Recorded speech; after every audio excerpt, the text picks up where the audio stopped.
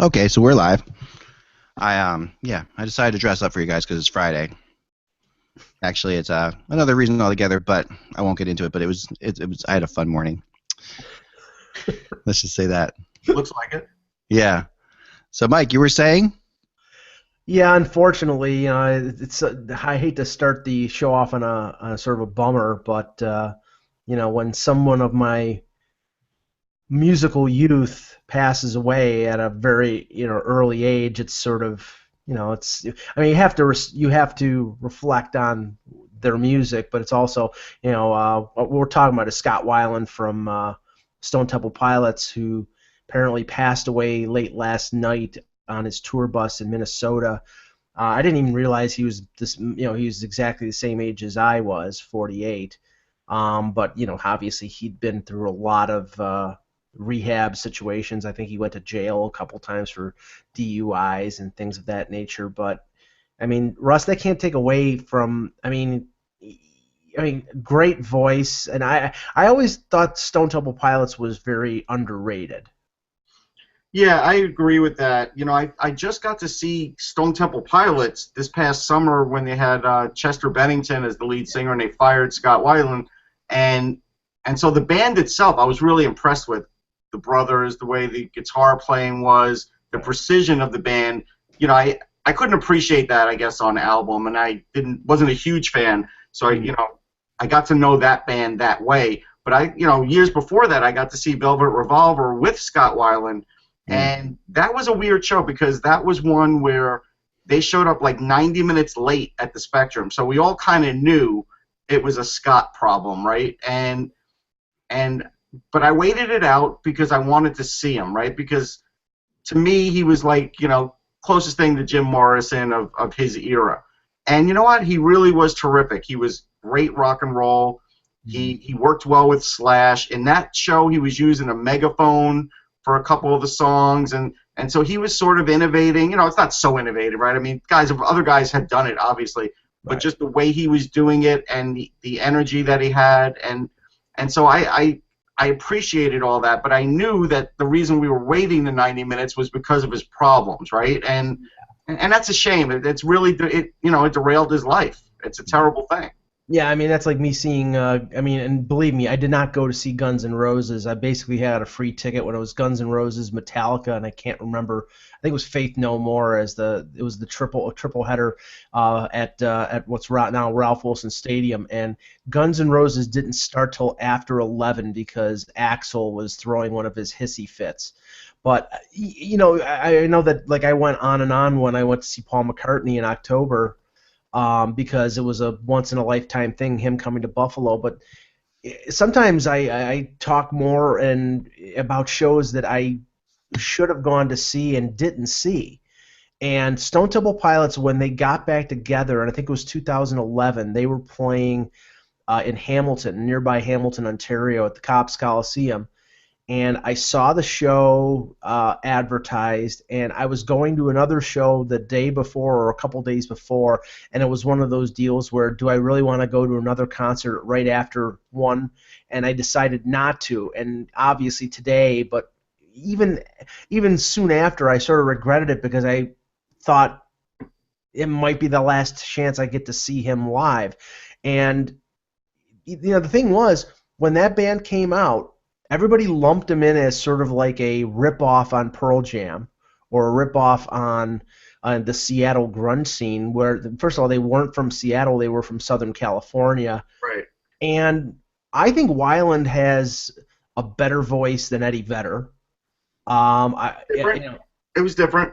It was different, and I didn't pick up on the musical similarities to them and Nirvana, and I know they've been compared to sort of like Pearl Jam, Nirvana, that whole scene. I thought they carved out like a unique niche for themselves, and they were their own band, and I didn't think they were derivative of the grunge scene in Seattle. So, and Core is one of the best albums of the '90s, and Purple was a really great album, and I think anybody who saw like the movie The Crow, that song Big Empty on the soundtrack of The Crow. I mean, I think it almost makes the movie. It's haunting, and Well, based on what happened in The Crow, too, it probably, like after the fact. Right. Yeah. But yeah, so I mean, it's sad because of that era now. Chris Cornell is still living and still performing, and Eddie Vedder and Pearl Jam are intact. But Kurt Cobain is gone. Lane Staley from Alice in Chains is gone, and now Weiland from Stone Temple Pilots is gone. It's sad. Yeah, it's sad. I do want to say this too. One other thing to shift gears just for a minute. I'm wearing my Mets gear because it was announced that Sandy Alderson, the Mets GM, has cancer, but it's a treatable form. And he's not at the winter meeting, so I'm sort of wearing it in solidarity for him. So I'm just letting you know. That's sad to hear. It's sad to hear. All right. Well, I know there's no coming back from that. You could do your Casey. You could do your best Casey Kasem if you want. If everybody's heard it, there's no way to segue from that. I'm sorry. No, there's no way to segue. Yeah, we got a letter here from some girl whose dog just passed away. I know. We got nothing. Yep. This is going out to all you lovers out there. This isn't Delilah. No. We try to. It's Friday. It's been that kind of day. So, but and these are great. I mean, and I think it's great that we mentioned. So we like to talk about music. Obviously, the three of us, especially. We were gonna have Eric Dahashik on today too. We're gonna have him on next week. He's a huge music person, and he sent me something that I'm trying to get him to let me print on. Let me put in HockeyBuzz because Dahashik turned 60 last week, and he had his party, and he's still in Las Vegas with his family. He had a party there, and he thought, he'd get better Wi-Fi. Basically, the Wi-Fi was not good enough there to do it today. But he put out this list of the 60 greatest concerts of his life, and it's not just like listing the concert. It's actually listing everything around the concert and all the cool parts of it that he remembers, and like some of the songs he performed, and how he got the tickets, and who he met up with, and a lot of hockey people, like Bob McKenzie's in a lot of them. Bob McKenzie went to a lot of concerts with him in Toronto when he was there, and Mark Spector, and then his kids, and his daughter's an unbelievable writer. Dahashik's daughter is a really she writes comedic political satire is awesome. I mean, she could be writing for The Daily Show or anything like that. And he sent me this thing. So I was in Florida. My wife were reading it on the way home, and I was just blown away by it. I mean, it has Paul McCartney concerts in there. It's got Springsteen concerts and all the rest. He's a big fan of music, so he'll be. We'll definitely have him in to talk about it because I really want him to let me to print it. I mean, I know it's not hockey related, but it's so interesting because there's so many hockey people throughout it. No, I definitely want to read that. And by the way, Springsteen is touring again. Now you're going to get me started. They just announced Springsteen is coming to Buffalo in late February 25th. But he's doing the river. I got to tell you, there's one quick little funny story. The river? Yes. When I was at school in Houston, there were a lot of New Jersey guys in my dorm, and so we all bonded, right? The Long Island guys, the New Jersey guys, the New York guys, we all sort of banded together. Mm-hmm. And I remember they were like, hey, do you want to go wait online for Springsteen? And The River had just come out, and it was out for a little while, and I was like, no. I hated that album. I hate Hungry Heart. I like a lot of Bruce Springsteen, but there's some songs on The River included, that I dislike so much that I don't want to hear them in concert. And, nobody wants to hear it because everybody says Springsteen's the greatest, but at the end of the day, that's my personal preference. I'm sorry. That's fine. I mean, The River is definitely a different. I mean, I'm not. Whoa. And he's playing a lot of it, apparently. He'll probably play it from beginning to end. That's what he did last time I saw him on tour. He was doing Darkness on the Edge of Town, and he did Born to Run. That was awesome.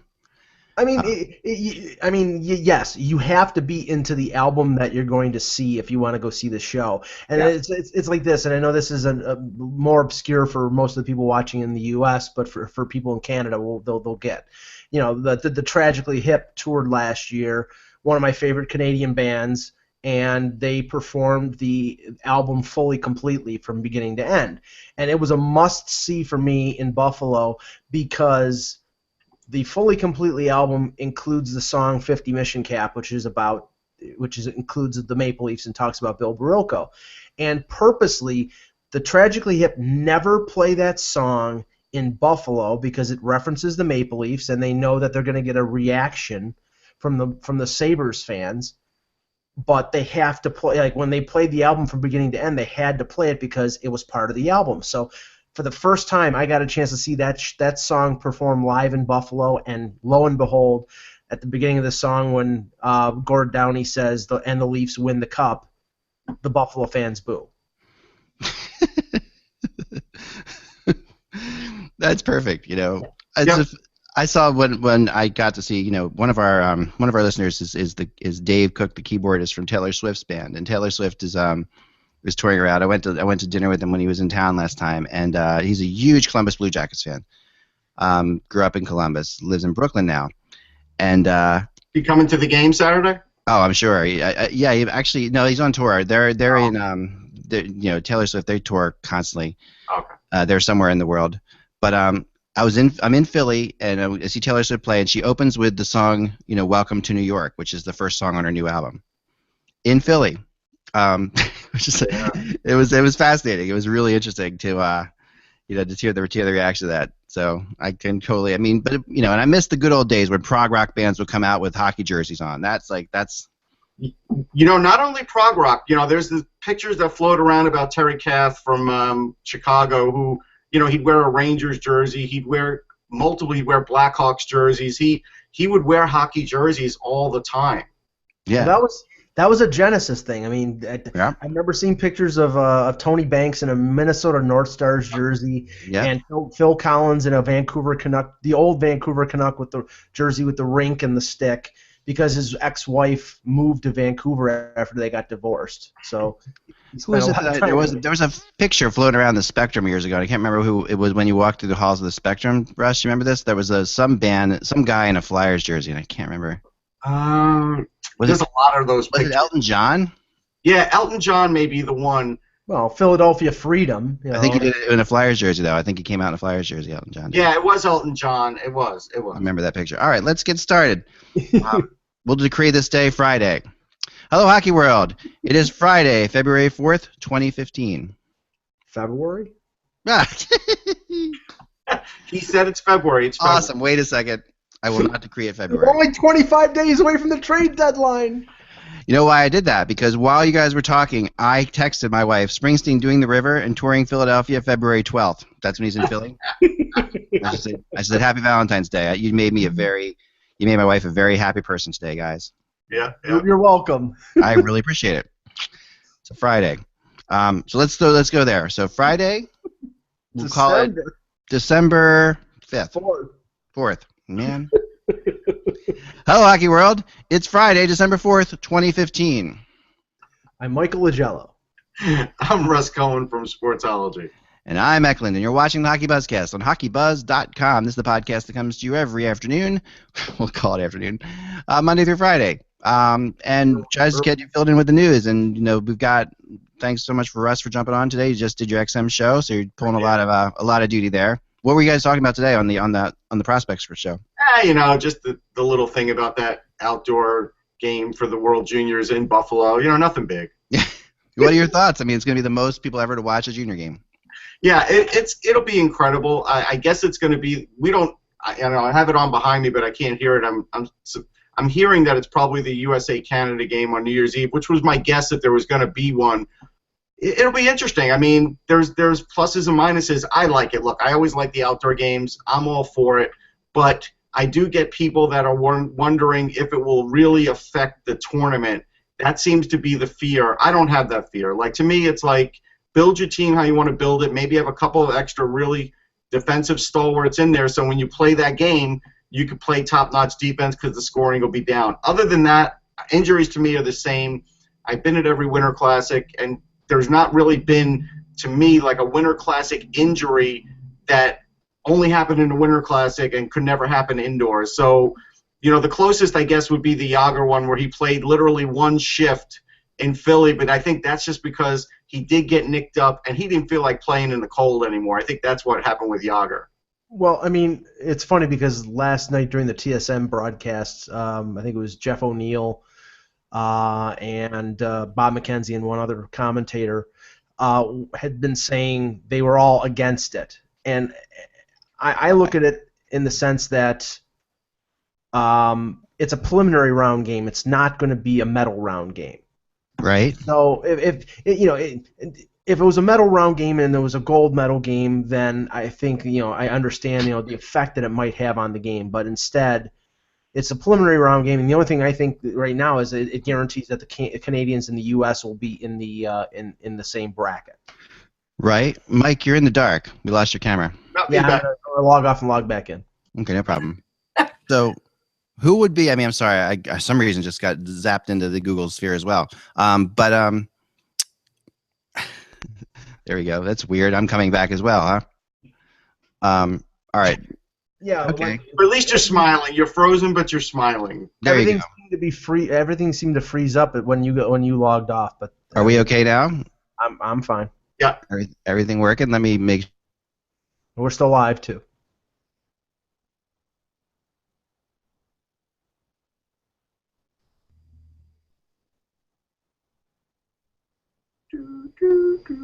Okay. Wow. Google's loving us right now. All right, I'm back. I think I'm back. Holy cow! What's going on?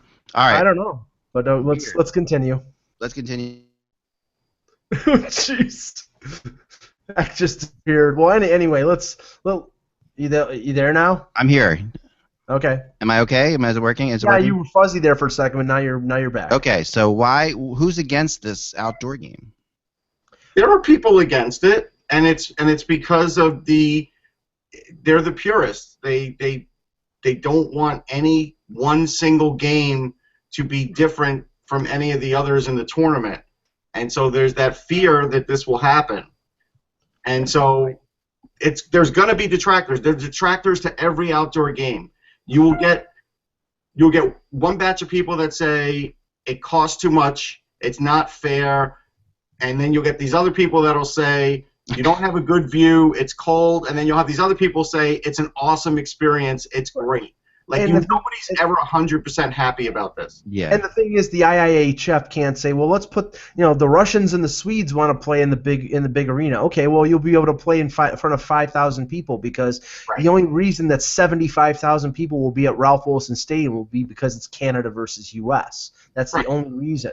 And I wouldn't be surprised, that there hasn't been any kind of indication of this but when they build this ice, it's usually for more than one event. I wouldn't be surprised. I know that Mike Harrington from the Buffalo News had said yesterday that the Sabres organization had lobbied to get another outdoor game. Yeah, this makes too much sense. It does. Right, and if it's another outdoor game and it's Buffalo and it's on the border, I would think it could be Buffalo-Toronto. Would we be talking about the anniversary game, like the 10th Winter Classic, possibly?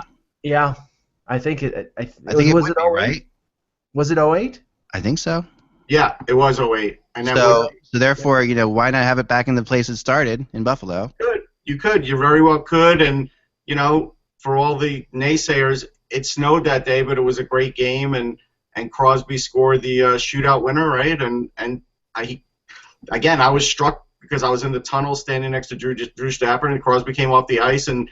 Some little kid literally went up to him and said, "Hey, can I get your autograph?" He gives him the autograph, and he goes into the locker room. It was like hands him a Coke, and yeah, it was like that kind of moment. But it was a cool moment. It was really, and it was interesting because media had to literally make a choice when they were going into that shootout. Yeah, stay in the box or run down and try and get to the locker room in time so you could see the shootout from the tunnel. And I took the chance, and I just went with a sweater. Like, it was cold out, but I just ran down there with a sweater. But you got to see it from the tunnel? I did get to see it, but it was not easy to do. Well, you probably couldn't see the actual ice, right? Because you could only see the tops of their heads. No, you could see the actual ice. You could? Yes. Wow. Because the problem with these outdoor games is you don't want to. Just tips on outdoor game ticket buying. We've been to so many of them that never buy low. Low is bad. Low is bad. Low is the worst. Low is the worst. I've been in the outfield and I've just seen the tops of their heads going by because the boards aren't clear. One of the things I've thought about is they maybe should consider somewhat clear boards or at least somewhat translucent boards because then you should be able to see the players outdoors. The other thing is bring a radio. This is a tip somebody said to me a long time ago, and it's absolutely true. Bring a radio that's actually broadcasting the game live. Find a radio station on your AM dial or FM dial that's broadcasting the game live. It'll help immensely in your enjoyment of watching an outdoor game because if sometimes the vision isn't the greatest, it's really far away, you might not be able to make out the numbers. completely of players sometimes, and you'll just, you can actually. I've always said that they should pump some of the, in certain sections, they should be pumping the announcers into the stadium, because especially in the outfields, like the outfield of Fenway Park where I was for the Flyers Boston game. Because I joined my family out there when I didn't have a press box seat in the 6 or 7 that were available in Fenway Park. So I went out there, and you literally couldn't see anything, and you couldn't even follow it, and that was like, geez, you really need a radio. And if it snows, it gets even more obscured. It does. Oh yeah, it gets even more obscured. I mean, the best place to be is high up for sure. You can't really be too high ever. We all agree there,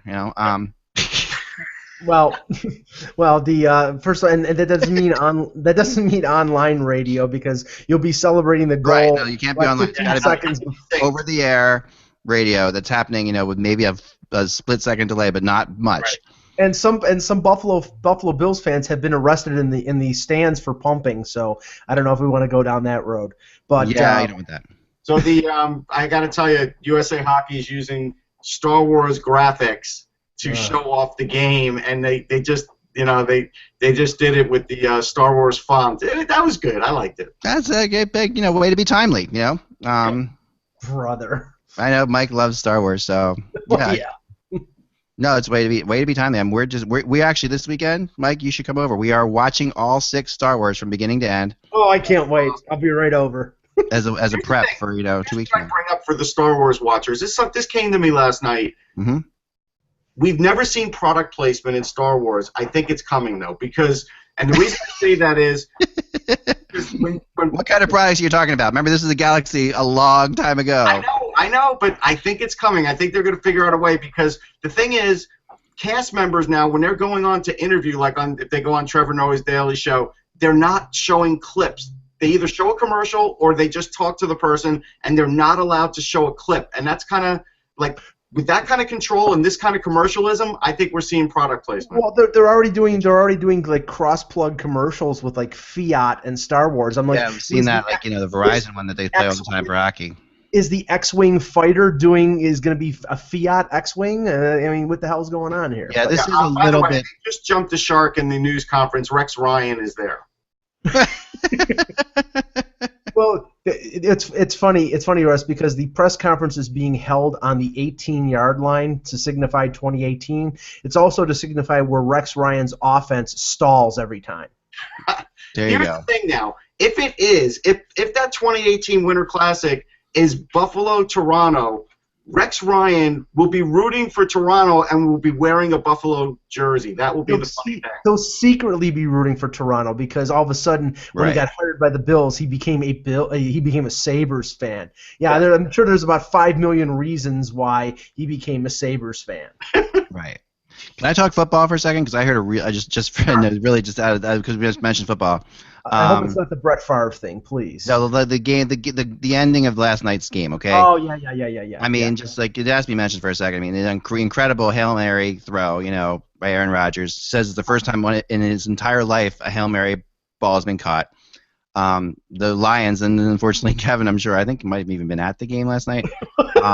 He's a ticket holder, so. Yeah, I couldn't get in touch with him today. I'm not sure if he's afraid to come out, But there was a funny question, not a funny question, but I was watching TSN this morning, and on TSN they asked the question, which I think is one of the best questions I've ever heard. So I just wanted to mention it to you guys. What's worse, or what's more intense, the joy of winning that game or the agony of losing that game? The agony of losing. I really love the question. Losing. I couldn't agree more. It's definitely the agony of losing in my mind. I mean, just because when you win that game, you feel like you've won with house money. But it is really an interesting. Especially the fact that Green Bay, I think, was down 21-0.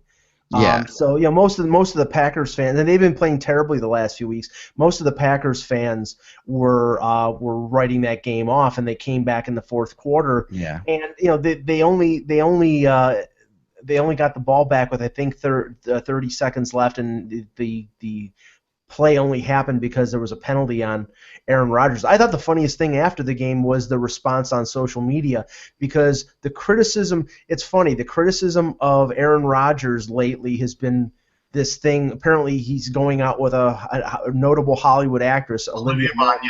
Yeah, who was on the Newsroom, And I know Olivia. Oh yeah, wow. He's yeah, yeah, and basically the Green Bay fans were coming to the conclusion that she was bad luck. That since their relationship, she's been distracted. And believe me, if I was going out with Olivia Munn, I'd be distracted. I have an article on Sportsology about that with quotes showing the opposite, and it's just I actually got emailed about this. That's how big of a story this became. I mean, Olivia Munn. I actually met Olivia Munn 3 times. She before she did this stuff, she did geeky shows like for G4 tech shows and stuff like that. And then she did the Daily Show. Yep. Yeah, I mean, but even before that, she was. I remember Tech TV, which was a cable station. I do. She was part of like I forget what it was on G4. I forget what it was called, but she was a part of that. She was part of that show, and I do quite a lot of technology stuff, so I went on that show a couple times and got a chance to meet her. And she's a really sweet person. But never in a million years. One of this weird thing, like I also not to name drop or whatever, but met I will name drop, here we go, name drop. I've met other people like Natalie Portman before she was famous, and like the whole thing of it is like I felt with Natalie Portman that she already done her movie as a kid, but I felt like she was going her famous movie as a child, but I felt like she was going to continue her rise as a star. I never would have picked that with Olivia Munn. Like as much as did you say that to her, Did you say, "Kid, you're going places"? Did you do that? No. I mean, the bottom line is Natalie Portman's smarter than anyone we know. Like she's crazy smart. She actually did a whole thesis. She got her PhD at Harvard, I think it was. Natalie Portman, but Olivia Munn is completely. I just never would have expected. Anyway, that's to the side. But what made me think of this was I have this whole thing that I've been talking about for a couple of years now, which is the greatest part of my job, and Russ, you can attest to this, is the fact that we've gotten to see so many Stanley Cups won. Like we've been in arenas, and some of them have been, home arenas, some of them have been away arenas, and so you see the difference there, and that really gives you the idea of what's more like Game 7 in Vancouver with the Canucks losing. Is that more terrible than the excitement of the Blackhawks winning in last year in Chicago?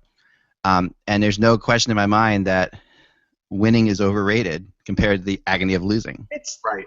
Well, it's not overrated, but it's like I mean, I don't think it's overrated, but the positive feeling of being victorious, I think it's fleeting after a while. It's like, okay, yes, it's we almost won. uncomfortable. That's the sense I get. It's like a car crash that you could see occurring. Like last night, there were no Lions players, no hands guys, nobody tall that was even near the play where you, like, if you're a Lions fan, you could almost see that this was going to happen because there was nobody covering the guy.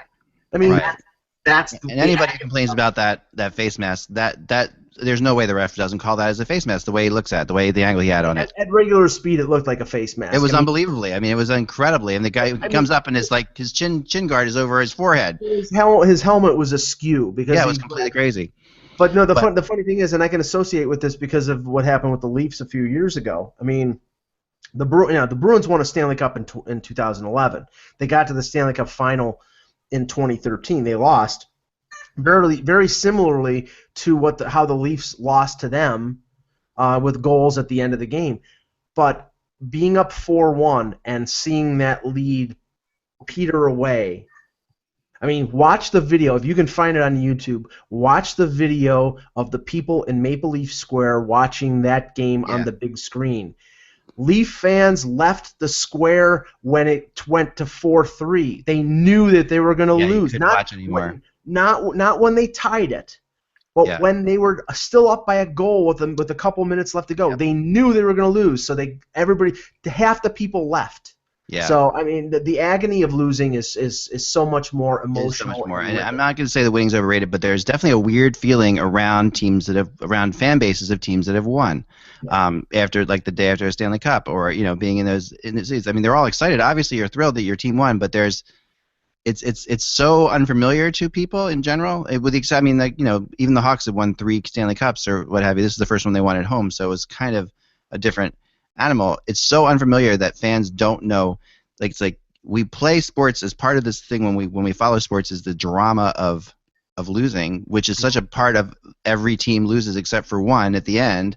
Well, so every year 29 teams lose their last game of the season essentially. Exactly. It's a feeling that more people can associate with. Yeah, you can totally. Because of what But you winning said. is so confusing. It's very confusing to people. It's very confusing to sports fans. I mean, they're excited, but they don't. They feel like, oh man, do we get away with something? I've interviewed people years, and I want to write about this at some point. I will. But all right, moving on to Jordan Tutu's fight last night. You guys see this? I'm gonna try to do it like this and see if this works here, because this might work. Let's see. I don't know if this will work or not, but let's see. All right, so this kind of works pretty well. Okay, so the interesting thing about this now, why I want to bring it up, so it's such a big thing here, is Jordan Tutu. You see a little black thing that pops off of the helmet of the guy he's fighting right there, little tiny black thing. Okay, what that is are the numbers on the back of his helmet. Like Tutu punches the numbers off of his helmet. Wow. That's badass. I'm sorry, that's pretty. That's something. That's impressive. I thought. And Jordan Tutu is an interesting story. I mean, he's really. He's always been fascinated by him, but he's the fact he's still hanging on, Russ, pretty impressive. Yeah, he's an Inuit. He's faced a lot of racism, sadly, and he did that all through coming into the NHL.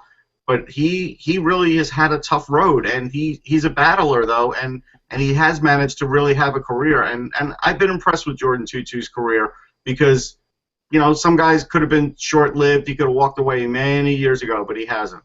Well, as a bigger story, we have to be pretty surprised about the team that Jordan Tutu plays for right now. The Devils keep winning. I mean, they won 5-1 last night against Carolina. Carolina's not a very good team, we know. No. But New Jersey has, under Hines, they've been able to score more. They're getting really good goaltending out of Corey Schneider. Their defense is playing well. I think Adam Larson is growing more and more into maybe a number one, but maybe a number two defenseman. Yeah, he's got like 7 points, but I think he's +7. He's having a really good year. Yeah, I mean, Mike Camilleri is having a very good year. So is Zajac. So is Henry. Yeah. So I mean, but Andy Green's their number one. So I think you're right. He's going to be the number two. But the one thing I look at with the Devils tonight is a big test because Zajac's out. Yeah. Right. And so they're going to bring in Sergei Kalinin. They're going to put him back in, who looked really good in preseason in Philly, but has had some ups and downs. This is a big test for them. So we'll see now with this little bit of adversity, because they haven't had that much adversity. Not that they needed it. I mean, we didn't think they were good enough to begin with. But now they're going to have some adversity. The Flyers are coming in the Prudential Center hot. And so we'll see what this Devils team is made of tonight. This is a really big test for them. But they had Kincaid in goal yesterday, and they'll have Schneider back tonight. So the Devils, yeah, this is a big test. But the Devils are, if there's one team they want to play to get out of their gloom, or to stay hot, it would be the Flyers. The Flyers have had no luck against the Devils over the years. It really doesn't matter how good they are or not right now. But they're really. This was another thing from last night I wanted to show you guys. Sorry, I'm doing it like this. Like I said, I have my studio up and running next week. So. But this is last night. This is Yager, the high stick on Shea Weber. Okay, so, but the crazy thing about this is what you see there is right after he high sticks Weber, he's apologized. He goes over to him and apologizes to him. Yeah. I mean, it's a non-call, right? The call wasn't there, but you can see him go over. Then you can see Weber's doesn't look at him. But I think that's just totally again Yager's just. Coming up huge. I mean, it's like, has any person in the history of hockey ever changed more than Yager? I mean, go back to the Rangers days of the Jaromir Jagr. No, it was before then. Go back to the Capitals days. Right. Jagr in the Capitals days was a totally different guy, a little bit more self-absorbed, a little bit more money hungry. Still a great player, but he was, coming out with quotes like, "I'm a minus the minute I step out on the ice for the Capitals." Like, he was very unhappy there. I remember even the one All-Star game where we're in the room for the All-Star interviews, and he came in with about 15, 20 minutes to go in the whole process. It's an hour-long process, and he came with like 15 minutes to go, and he thought he could sneak in through the back. And it's Jaromir Jagr. Like, you can't sneak in through the back. And even early in his career, once he tried to tell me he didn't speak English, and I told him, "Drop it, I know you do." And then he did an interview with me. Now he's really good with me, right? He's a totally different guy. Yeah. 15 years later, and now he's just like, he goes up to Shea Weber and he's like, "Yeah, sorry about that, kid." Yeah, it's great. I mean, it's just Shea Weber, for crying out loud. I think it's just great. I mean, a big win for Florida. They won 4 in a row now. Yeah. That's pretty impressive too. But yeah, so a little John Scott story too. We've been talking about John Scott with the obviously the All-Star voting. Trending on Twitter. Yeah, trending on Twitter, unbelievable. He actually came out with what was kind of a classy thing too, coming out and saying, I really appreciate all the fans voting for me. I'd love to go to the All-Star game and be a thrill, but I do think there might be some other teammates on my team more deserving of your vote, which is kind of it's kind of a cool thing of Scott to do. It's gracious. It is gracious, and we talk about the Goons all the time and what they're really like off the ice, and I think, and I can't remember who remarked about this, but they actually said that they thought that the voting of John Scott was actually like making fun or insulting John Scott because he clearly doesn't deserve to be there. And I'm like, if fans want to vote him in, fans want to vote him in. It doesn't matter the reasons why. It doesn't matter the reasoning. I don't. Yeah, that's exactly right. I don't think it's an insulting thing. But then he did come out, and it was a funny quote. He said, "It would be a thrill." He was interviewed in the locker room. He said, "It would be a thrill," but obviously this year the team's been resting me in preparation for the All-Star game on several nights. Which was also great. John Scott knows. I mean, he scored a handful of goals in the NHL. He knows what kind of player he is, but he's still an NHLer at the end of the day. Yep. All right, now the topic that I wasn't sure if I wanted to talk about, but we're going to discuss it. Patrick Kane has now 21 points. We've stayed away from this whole thing for the most part, and it's been, and I feel weird about this because Patrick Kane is in this country you're innocent until proven guilty. So we have to sit back and say, okay, there's no proof that anything happened, but there was so much stuff that rubbed us the wrong way. It's been difficult to discuss this, but at some point, the one thing I want to say, I mean, beyond it's obviously an incredible record, and he's tied Bobby Hull, and that's something. In and of itself. He's the number one longest American point scoring streak ever. That's incredible. He's the best player in the NHL right now. I think that's incredible. And I think that's even more incredible based on what happened before the year. Just to me, the statement he's making on the ice and his ability to focus, it would have been very easy for Patrick Kane to have a sluggish year. Mm-hmm. Whether or not guilty, innocent, whatever you want to say, but the fact that he's having this unbelievable year is, I think, intriguing. I think that's and to add to that is the fact that it's easier to focus on Kane and Taves this year because Saad is gone, Sharp is gone. Yeah. You have a bunch of players like Panarin who comes in. He's having a very good year, but he comes in as an unknown commodity. So at Teravainen, he played in the finals last year, but he's still a young player who's establishing himself. More pressure was on Kane and Taves. Yeah. And if you look at Taves early in the season when they were struggling, those games where they won 1-0 in overtime, where he scored the overtime goal against Tampa and Anaheim. That was 2 wins basically on the back of Jonathan Taves, and now Kane is now 21 games in a row where he scored at least a point. I mean, those players are earning the money that they're making, which is the highest amount in the league, and they're taking their team on their back. And the funny thing is, even with them doing that, they're a borderline playoff team right now because that division is so tough. Yeah, I think Panarin's elevated Kane's play because of the speed, and they just have a great chemistry. And I saw that early on in the season, like it was just like instant. And I guess the Blackhawks saw that early on too. And that's a big deal. I mean, we're never gonna really give this kid his credit. He may get the Calder, he may not, and Kane's already had a track record. He hasn't, so it's easy to say, well, Kane's making him better. But I do think it's a two-way street. Yeah, it's definitely a two-way street, and it's impressive. I mean, it's really impressive, regardless of what happened at the beginning of the season. Just the fact that he's either taking this as something like he's just pissed off and really focused in on his game, because he's still getting jeered where he goes. I was reading about this. He's still getting jeers, and that could go on for a while. But like I said, we have to sort of. I think we just can't ignore it anymore. We have to just say this country, you're innocent until you're proven guilty, and we got to move on. But he has had as best we can, but he's had this incredible impact, I think. And the reaction of the fans will be even more interesting. I believe they play, meaning the Blackhawks, they play in Buffalo before Christmas.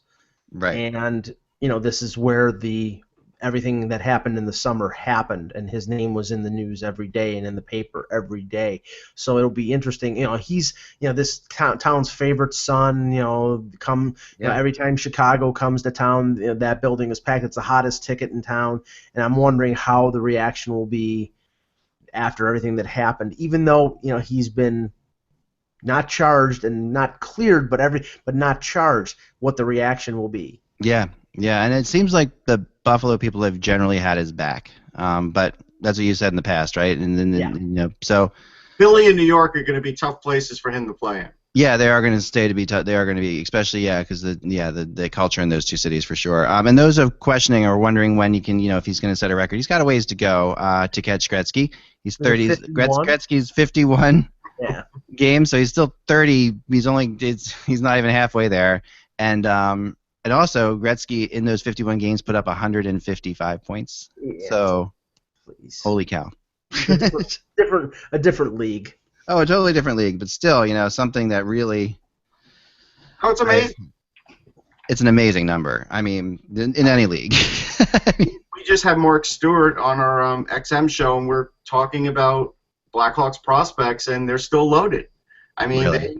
This is a team where they have rebooted many times, and they still have players. They've traded prospects, and they still have prospects. That's interesting. So it shows you that even the best teams, not even picking from a position of strength, can still produce players.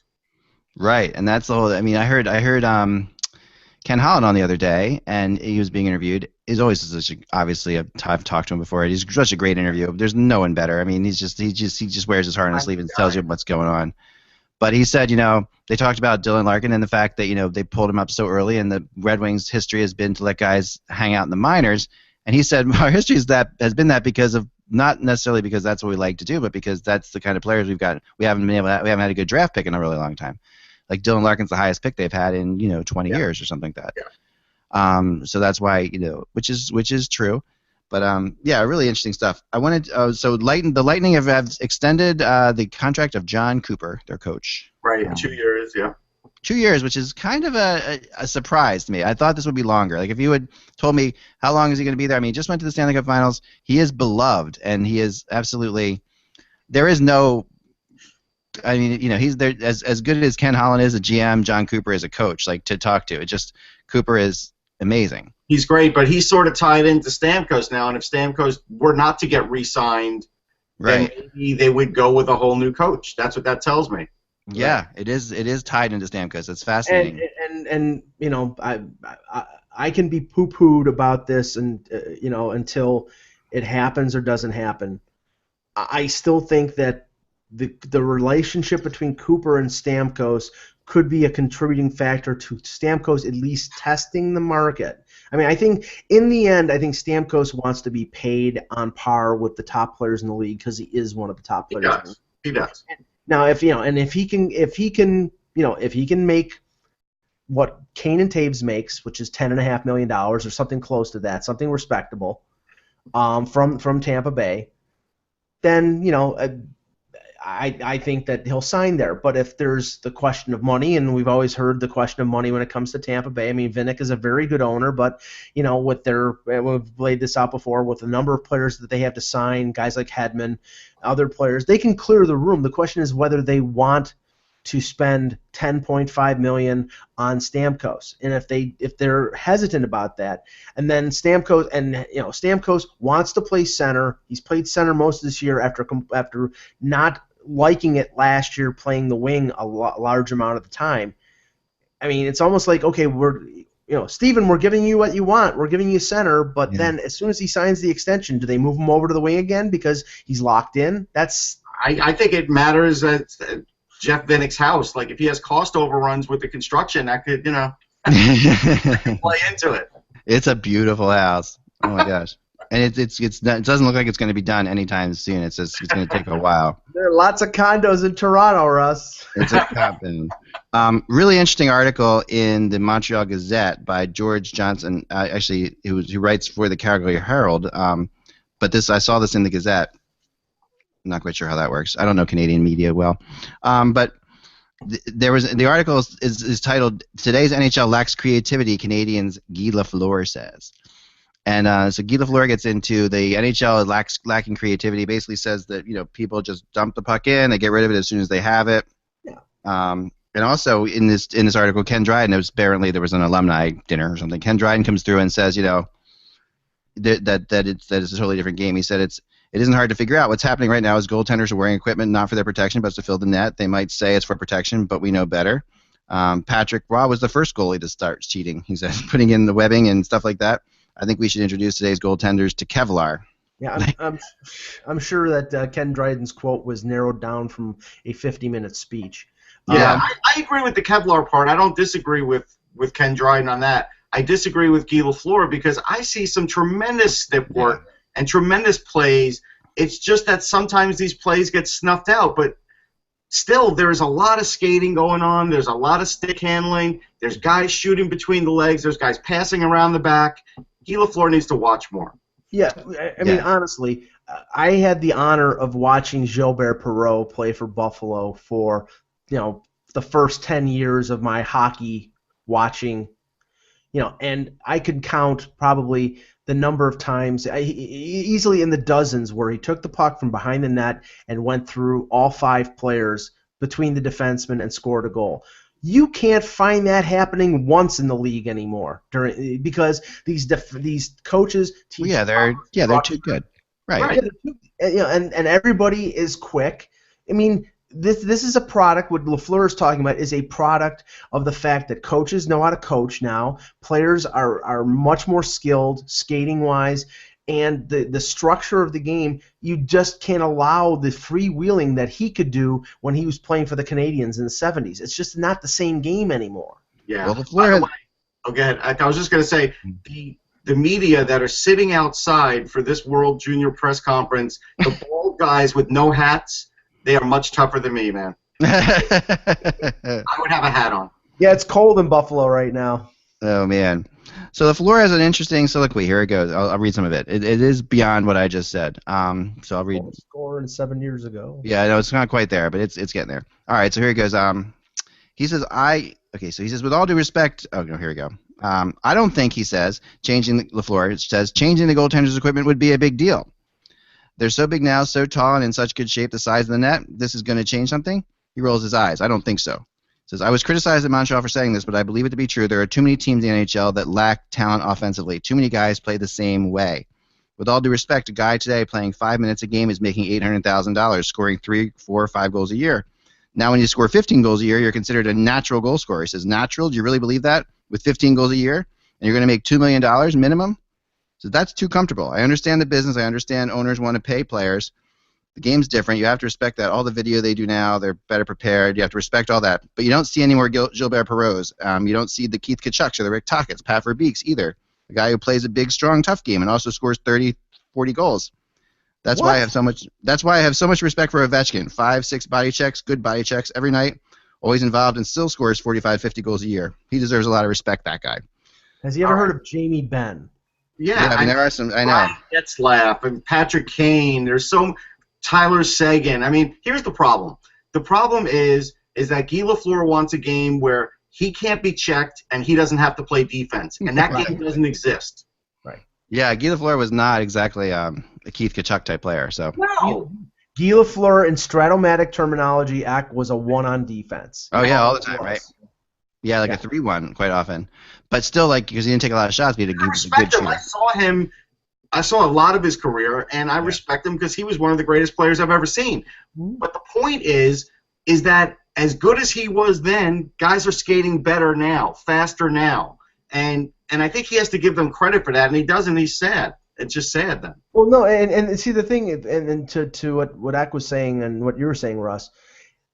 Star players now are two-way players. They're two-dimensional players. Yeah, they have to be. And players who have star talent, who are one-dimensional, get traded to Pittsburgh.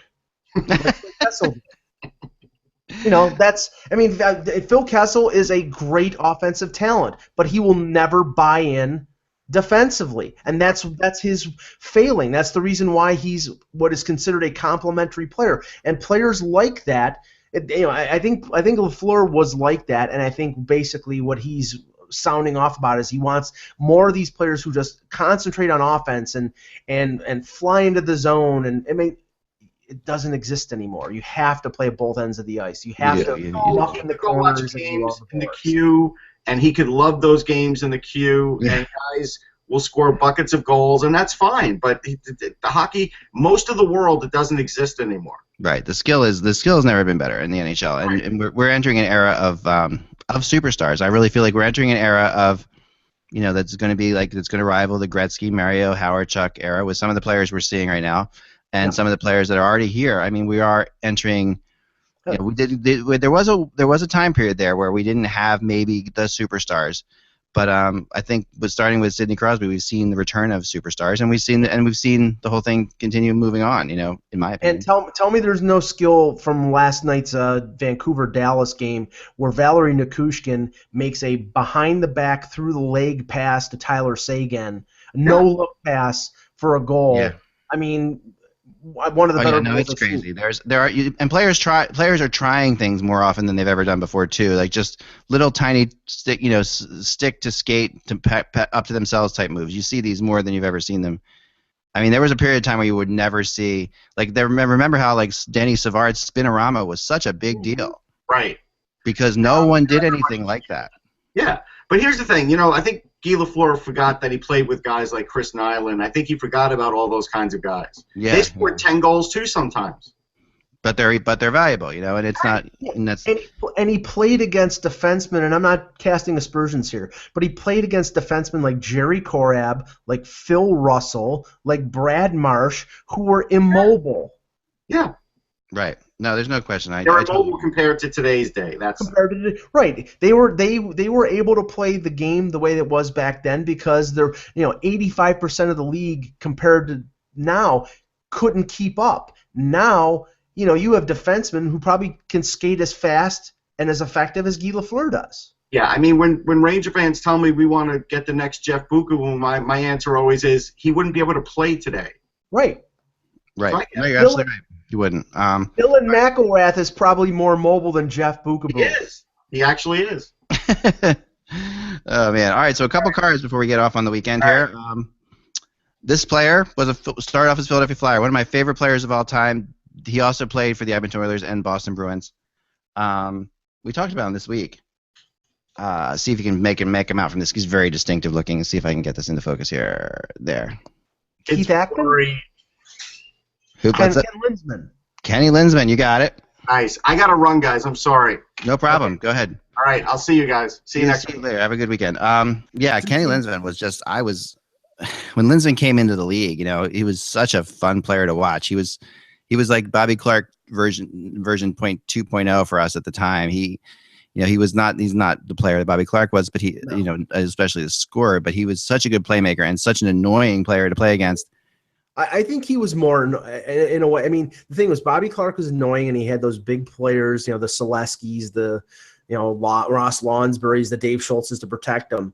There were some big players when Linsman was playing, but he seemed to master the art of just annoyance. That's why he got the name the Rat. The Rat, I know, and he was just so smooth. I mean, his and so distinctive. One thing I do agree with Guy Lafleur on, and I don't think he meant this, but I'll sort of say that I agree with this if he did mean it, is that we do have a lot of players that do look similar on the ice, and that we do have a lot of players that play similar styles, skate the same way, wear the same kinds of equipment, are basically the same body build. Mm-hmm.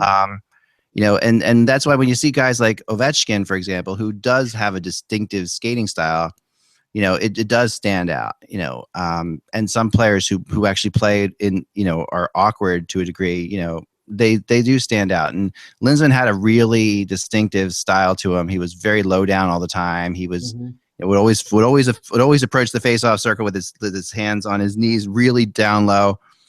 He was fun to watch. And there were a couple lines in Philadelphia there for a couple years of the Flyers weren't very good that he made it interesting to come to the rink and watch games. But him and Keith Acton were very, very similar. Yeah, I mean, Acton was right out of the same mold. And give me one or two more cards. Let's see if I can get them. All right, we got one. How about a Maple Leaf? Okay. All right. This guy was this. I'll read a little bit about him. He played on 3 Stanley Cup winning teams in Edmonton. Played in the 1984-85 All-Star game. Glenn Anderson. Nope. Scored 26 playoff goals. Among his big goals was a double overtime winner that eliminated the Calgary Flames in the 1989-90 playoffs. Mike Krushelnyski. Mike Krushelnyski. How about that? There's Michael Krushelnyski. Focus in there. Played for the Boston Bruins too, I believe. Played for the Bruins too, yeah, for sure. And I remember him as a Bruin. He wasn't with the Leafs very long, was he? No, he was there in '93. He was part of the team that lost to Gretzky and the Oilers in '93. He went to the Kings too. Remember that? He was with the Kings for a while too. Yeah. All right, and how about last one? Here we go. Get you a good one. All right. This is a Penguin. Oh man, but I never think of him as a Penguin. I think of him as a Vancouver Canuck. I don't even remember him playing for the Penguins. Marcus Naslund. Nope. Marcus Naslund. Yeah, no, I remember him playing for the Penguins. But this guy played for the Canucks, and in 89-90 played for the Penguins, where he played 37 games and scored 14 goals. His best season with the Canucks was 87-88, where he had 40 goals and 37 assists. Tony Tanti? Tony Tanti. That's awesome, man. That's really impressive. There he is. Tony Tanti, who was he was an interesting player. You know, I haven't thought about him for a very long time. He played for the Sabres in the early '90s, I think. When the Sabres were collecting a lot of like older veteran guys, like Rick Vive played for the Sabres, and Tony Tanti. They all came here. So yeah, I remember him. How about this? See if I can get this up and see if you can figure out who this player is. I'm just going to show you the card only. See if is that pretty good. Let's see. Neil Broughton. Nope. Oh, 11 on the New Jersey Devils. It's not 11. Yes, 11. Yep. It's not Bobby Carpenter, right? Nope, not Bobby Carpenter. You know this player well, though. We discussed him on this show. Not Kelly Kisco. Nope. I'm going to go in a little closer for you. All right, here we go. Let's see if we can get it here. All right, here we go. There we go. Talking. Very interesting that you never think of him really as a Devil, but he was definitely a Devil and part of Devil's history because of the trade he was involved with. It's not Steve Sullivan, is it? Oh, coming closer. The name's on the back, so I can't. Look at that face. Brendan Shanahan. There you go. Shanahan. There he is. Brendan Shanahan. That's got to be worth something. A Devil's Brendan Shanahan card? Yes. And by the way, the Shana plan is on track again. The Maple Leafs have lost 5 of the last 6, and they are 1 point out of dead last. And there's much rejoicing. Yay. That's all for this week. That's all for this week, folks. I hope you enjoy your weekend. Get out there, get some holiday shopping done. For those of the Jewish persuasion, Hanukkah starts Sunday night. So there's that. Make sure you get your Hanukkah lights up and, enjoy Hanukkah Eve, where you, but candles. Yeah. So I just got to vent for a second. Our kids, we went to Florida recently, and while we were there, my wife's Jewish, our kids are Jewish. And while we were there, my in-laws, had Hanukkah for them because they wanted to get them presents. So we were there for, 7 nights, and they did 6 nights of presents. Now we're coming back here for 8 more nights of presents, followed by Christmas, which they get with us. So there's the luckiest kids in the world. 15 days of presents. Yep, that's I think is what it worked out to, or something like that. It's pretty insane. And with Christmas at the end, where you get tons of presents. So yeah, these kids, it's definitely I'm converting. Yeah, it's the way to go. I'm telling you, man. They are lucky kids, and they know it. Remember, without the buzz, it is just hockey. Enjoy your weekend. We will talk to you on Monday.